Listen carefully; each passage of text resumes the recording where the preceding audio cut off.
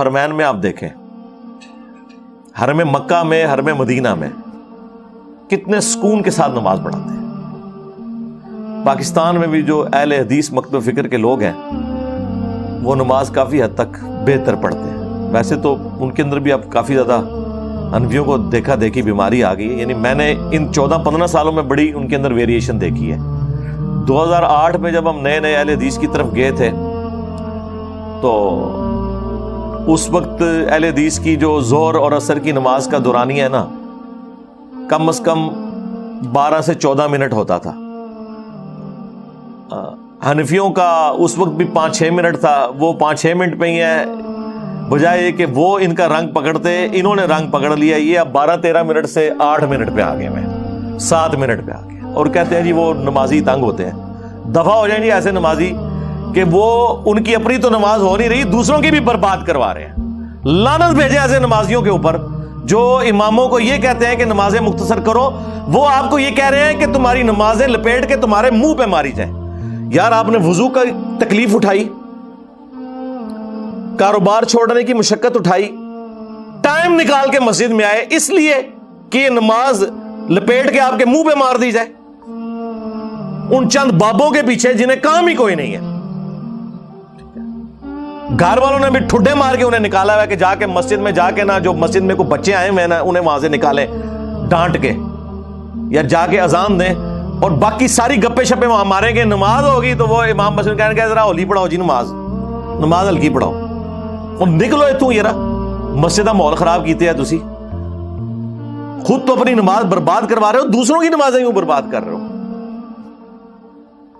تو یہ زیادہ یہ جو بابے ہیں نا یہ تنگ کرتے ہیں، یعنی بابے ایک دین کے بابے بھی جو ہے نا وہ بھی مصیبت بڑے ہیں، اے بابے بھی اللہ ماشاءاللہ اچھے بابے بھی ہوں گے۔ آپ کو مسئلہ ہے میرے بھائی، آپ کرسی پہ بیٹھ کے نماز پڑھ لو، یہی بابا آپ کو جوتیوں والی جگہ کے اوپر، پالیٹکس کے اوپر آدھا گھنٹہ تقریر کرتے ہوئے نظر آئے گا، جو مسجد میں جا کے کہے گا جی ذرا ہلکی نماز پڑھائیں جی، سنت ہے۔ کیڑی سنت ہے؟ سرکار پتہ ہے وہ ہلکی نماز کی جو حدیث ہے بخاری مسلم میں، وہ سورہ البقرہ سورہ آل عمران پڑھا دی تھی، تو نبی الاسلام نے کہا ذرا ہاتھ ہولا رکھ، یعنی پہلے 4 پارے پڑھے ہیں تو 4 پارے والے کو جب کہا کہ جائے کہ ہاتھ ہولا رکھ تو کیا ہے کہ 1 پارہ پڑھا لو۔ آپ والی نماز تھی وہ، نبی الاسلام کی تو باقاعدہ آیات کی تعداد تک نقل ہوئی ہے۔ ایک تو آپ ترتیل سے پڑھتے تھے، بخاری مسلم میں آتا ہے کہ صحابہ اکرام کہتے ہیں کہ ہم ظہر میں نبی الاسلام کے پیچھے جو آپ کا قیام ہے نا وہ 30 آیات کے برابر ہوتا تھا کم از کم، اور 30 آیات کر کے نہیں، اینڈ تعلمون پتہ ہی نہیں کہ پڑھا ہے تعلمون۔ اچھا، اور اتنے ہوشیار ہیں، وہ صورتیں جو لوگوں نے زبانی یاد کی ہوتی ہیں نا وہ بڑی آستہ پڑھیں گے۔ یہ آپ تراویح میں دیکھیں، سورہ یاسین، سورہ ملک جب پڑھتا ہے نا وہی امام ایک ایک موتیوں کی طرح لفظ آپ کو سنائی دے گا، اور باقی آپ کو سمجھ ہی نہیں آئے گی، کیونکہ ادھر اسے خطرہ ہوتا ہے کہ اتنے زیادہ لقمہ دینے والے پیچھے کھڑے ہوئے ہیں۔ یہ آپ نے میری بات یاد رکھنی ہے، اب آپ نے غور کرنا ہے کہ جو صورتیں لوگوں کو زبانی یاد ہے نا، آپ کبھی یہ تراویح میں وہ صورتیں پڑھتے ہوئے ان کو سنیں، وہاں آگے ان کی سپیڈ بھی کم ہو جائے گی، ایک ایک تلفظ بھی واضح ہوگا، انہیں پتہ ہے لوگوں نے پیچھے لقمہ دینا ہے۔ جیسے ہی وہ گزر جائیں گی پھر وہی ان کا تماشا شروع ہو جائے گا۔ ہاں، اہل حدیث سکون سے پڑھتے ہیں، جتنی دیر میں ان کی 40 تراویحیں بھی ختم ہو جائیں نا، اہل حدیث کی 8 تراویح ختم نہیں ہوتی، تسلی سے 1.5-2 گھنٹے کے اندر وہ 8 تراویح اپنی 1 سوا پارہ جو پڑھنا ہے وہ سکون کے ساتھ پڑھتے ہیں۔ باقی تو سارے نماز کا حلیے بگاڑ کے رکھ دیا ہے، اور کہتے ہیں نبی علیہ السلام نے کہا ہلکی نماز پڑھاؤ۔ ہلکی نماز یہ والی ہے، یہ الگ دوسرے علیہ ہے، یہ نماز کہاں سے ہے؟ وہ جیسے کوئی ہلکا کتا کسی کو کاٹ دے تو وہ بھاگے گا آگے، نماز میں یہ صورتحال ہوتی ہے۔ تو یہ سکون کے بغیر نماز کوئی نہیں ہے جی، اس ذہن میں رکھیے گا تسلی سے۔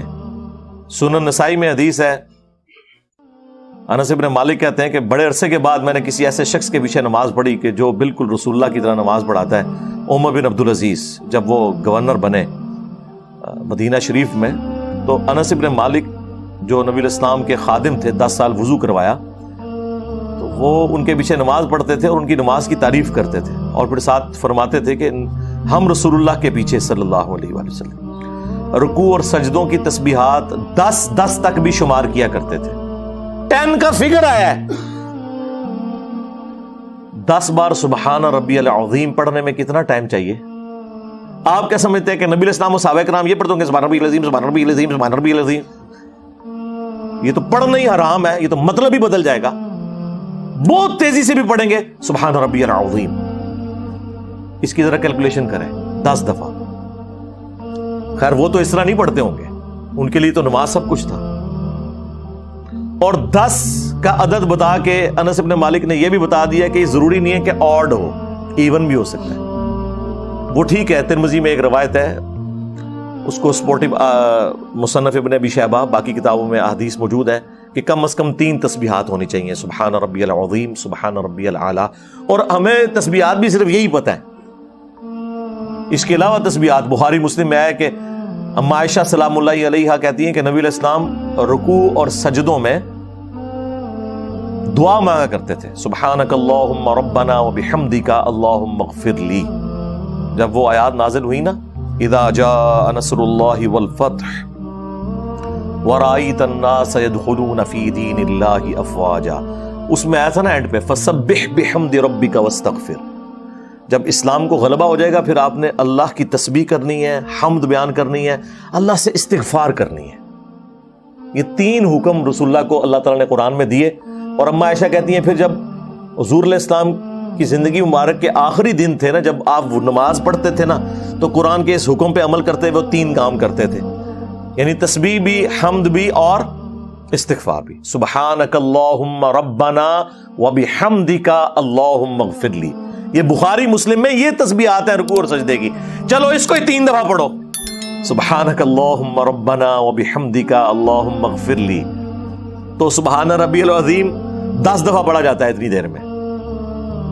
اس کے علاوہ مسلم شریف میں ایک اور تسبیح ہے, سبوح قدوس رب الملائکۃ والروح.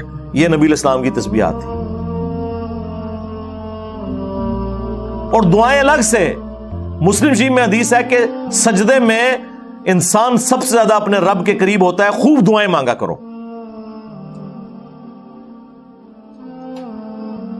تو دعا نبی علیہ السلام جتنی بھی سنت دعائیں ہیں وہ آپ مانگیں اس میں.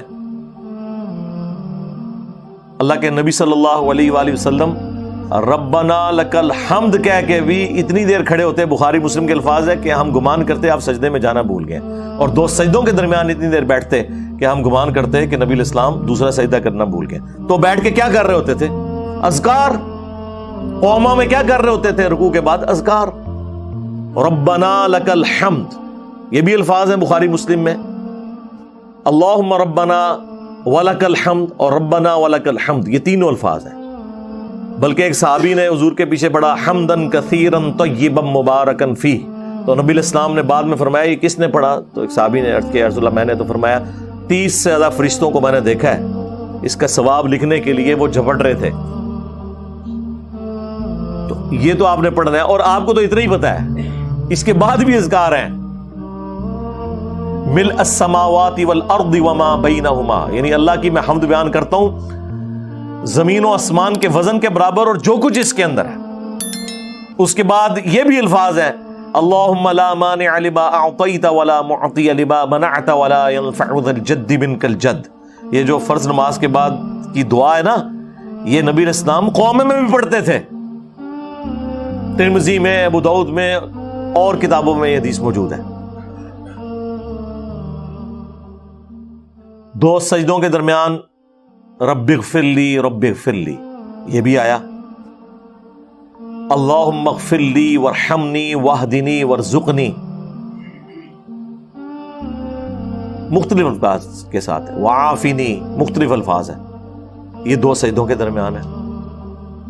اور یہاں کی ذرا آپ نمازیں دیکھ لیں جی, الکی نماز پڑھاؤ جی, الکی نماز پڑھاؤ. الکی نماز یہ ہے سرکار کہ 1 گھنٹے دی نہ پڑھاؤ, 15 منٹ پڑھا لو. یعنی میری اپنی کیلکولیشن ہے کہ اگر آپ نے 4 رکعتیں زور و اثر کی پڑھنی ہے نا, مغرب عشاء اور فجر کی بات نہیں کر رہا, وہ تو بہت لمبی نمازیں ہیں کیونکہ اس میں آپ نے قرات کرنی ہے اور قرآن کا کچھ حصہ پڑھنا ہے. بخاری مسلم میں الفاظ ہیں ہم گپ اندھیرے میں نماز فجر کی پڑھنے جاتے تھے, اور نبی علیہ السلام جب نماز سے فارغ ہوتے تو روشنی خوب ہو چکی ہوتی تھی. یعنی بالکل سورج نکلنے سے پہلے فارغ ہوتے تھے، تو یہ کیلکولیشن کر لیں کم از کم بھی پونے گھنٹے کی فجر کی نماز بنتی ہے۔ صورتیں آئی ہیں بخاری مسلم میں، جمعے والے دن پہلی رکعت کے اندر سورہ سجدہ، دوسری رکعت کے اندر سورہ دہر، آیتیں نہیں پوری صورتیں۔ نفلی نماز تو چھوڑ دیں، وہ تو سورہ بقرہ جتنا قیام اور اتنا ہی رکوع،